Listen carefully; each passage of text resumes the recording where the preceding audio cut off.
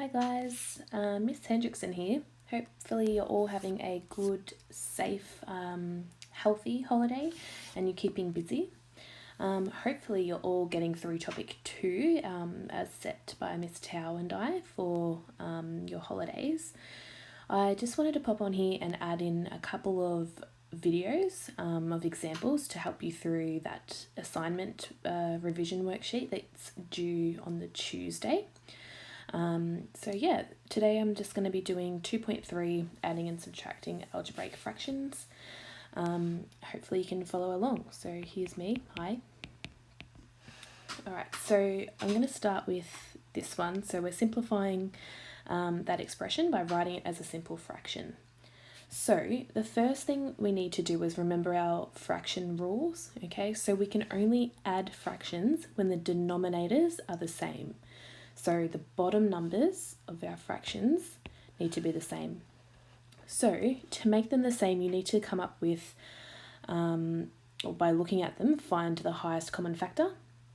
Okay, or sorry, the lowest common denominator. So what we can do is if we've got x plus 2, x minus 3, plus x minus 1, x minus 3. Okay, we want to make the first term the same as the other one.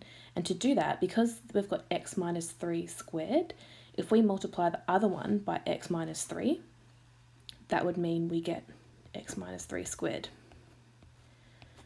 Okay, if we multiply them, that would equal x minus 3 squared. Okay, now remember with fractions, whatever you do to the bottom, you have to do to the top. So that means we also need to multiply x minus 3 up here. Equals. Okay, so let's do this. So remember with when we've got two fractions next to each other, we can do FOIL. So we need to multiply the first term. So x times x is x squared. O, so the two outside ones, x times 2 is 2x. Inside, negative 3 times x, which is negative 3x. And negative 3 times 2, which is negative 6.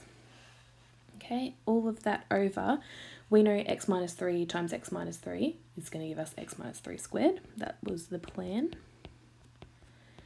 Okay, and plus that other term. Minus 1 x minus 3 squared. Awesome. Okay, now before we add them together, I just want to simplify the numerator of that first term. So we've only got 1x squared, there's nothing else to add or subtract to, because there are no other x squareds. Okay, so at the moment we're collecting our like terms. Then we've got 2x minus 3x. That would give us negative x minus 6.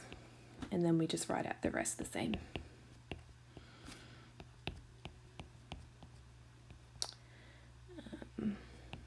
X minus 3 squared.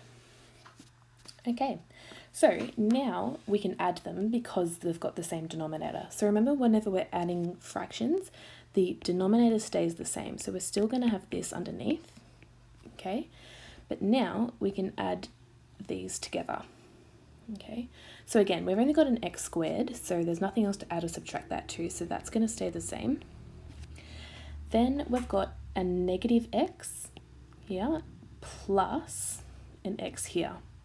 So negative x plus x, that's 0. Okay, so there's no x's. And then we've got negative 6 plus negative 1, which will give you negative 7. Okay, and that's your answer. So we've simplified the first expression and we've written it as a simple fraction. And that's all you need to do for that one. Okay, if you've got any questions, please let us know.